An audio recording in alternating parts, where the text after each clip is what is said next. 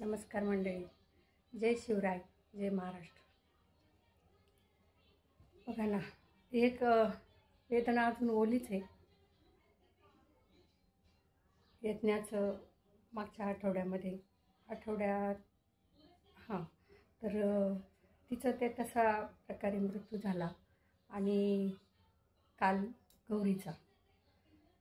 तर हे सगळं ऐकून अगदी मन खिन्न होऊन गेले. काही सुचत नाही की का एवढे अन्याय अत्याचार होत आहेत. मुली शिकलेल्या नव्हत्या तेव्हाही त्यांच्यावर अन्याय अत्याचार व्हायचे. म्हणायचे मुली शिकल्या स्वतःच्या पायावर उभ्या राहिल्या की त्या हे अन्याय त्यांच्यावरचे अत्याचार कमी होतील.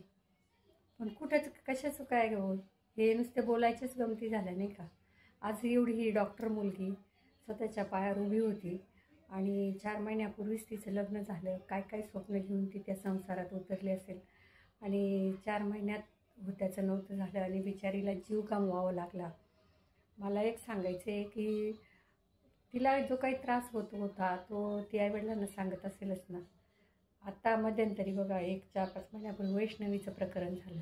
त्या प्रकरणात पण कुठंतरी पालकांनी पण थोडंसं घे बाई समजून, आज ना उद्या परिस्थिती बदलेल ही संधी दिल्यामुळं काय झालं, पुढचा जो गुन्हेगार आहे ना तर त्याला त्याचं बळ वाढत गेलं की काय नाही रे, काय नाही करत, तेवढ्यापुरते तेवढे हे करतात. पण मला असं म्हणायचं की ज्या मुलींना खरोखरच सासरी त्रास आहे किंवा त्या आईवडिलांना सांगतात, आईवडिलांच्या कानावर घालतात, तर त्यावेळेस आईवडिलांनी पण गांभीर्याने त्या गोष्टी घ्यायला पाहिजे आणि त्याच्यावर काहीतरी तोडगा काढला पाहिजे.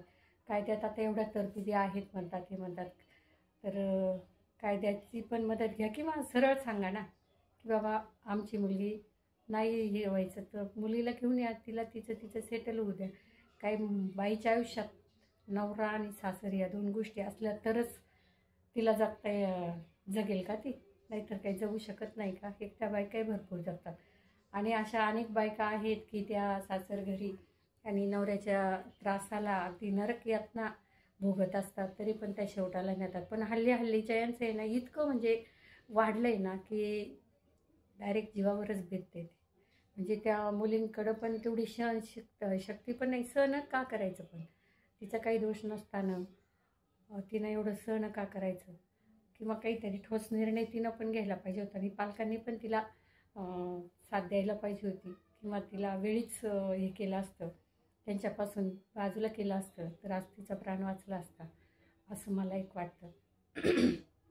माझ्या लहानपणी आता आमच्या काळात खूप लवकर लग्न व्हायचे. माझं स्वतःचे 16व्या वर्षी लग्न झालं आणि माझ्याच बरोबरीची एक मैत्रीण होती, तिचं पण लग्न झालं होतं बरं का.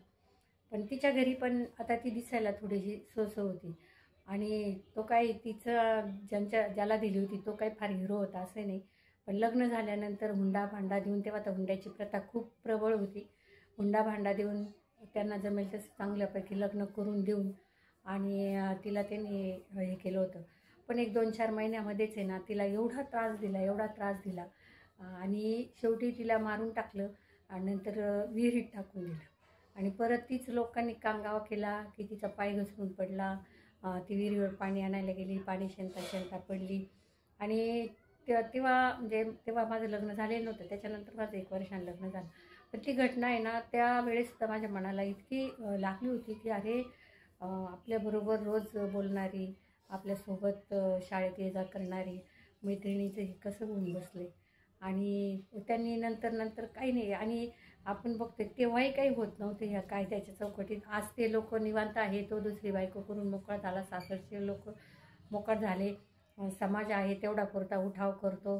मग ते काय प्रेत शवाला म्हणजे त्यांच्या दारातच अग्नी द्यायचा. तर माझ्या मैत्रिणीच्या वेळेस पण तसंच केलं.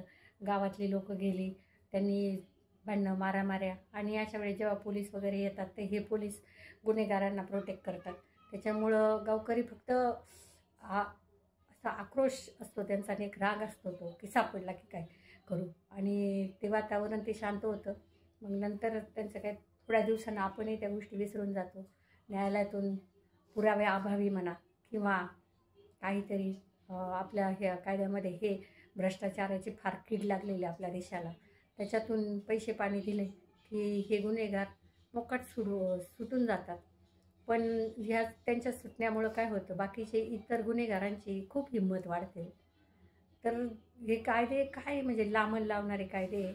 आता मी काय बोलू त्याच्यावर, माझा काही फारसा अभ्यास नाही, पण तुम्हाला इतके पुरावे आणि जेव्हा अगदी कोणी अगदी सांगेल की नाही हे ह्याच व्यक्तीने केलेलं आहे किंवा याच्या चुकीमुळं झालं, तरी तिथं आपल्याला पुरावे लागतात, साक्षीदार लागतात, मग त्यांच्या त्या फेऱ्या, मग त्या चक्रा, हे करत करत आहे ना न्याय मागणाऱ्या थकून जागतो, गेलेला असतो तो गेलेलाच असतो. आता वैष्णवीचं बघा, आपण जेव्हा झालं तेव्हा सगळी किती जनता नुसती हे करत होती, ठोठो करत होती. पण आता 4 महिने झाले आपण विसरून गेलो, अरे वैष्णवीच्या केसचं पुढं काय झालं, काय होते, तिचे गुन्हेगारात कुठपर्यंत आलाय तपास किंवा काय होतं, काहीच नाही, आपल्याला पण कळत नाही आणि आपण ते पोचत नाही. हे मीडियावाले फक्त 4 दिवस बा बा बा बा बा बा करणार, आपणही 4 दिवस हळहळ करणार आणि असं केलं पाहिजे तसं केलं पाहिजे, व्हिडिओ टाकणार, रील टाकणार, पण प्रत्यक्षात काहीच घडत नाही.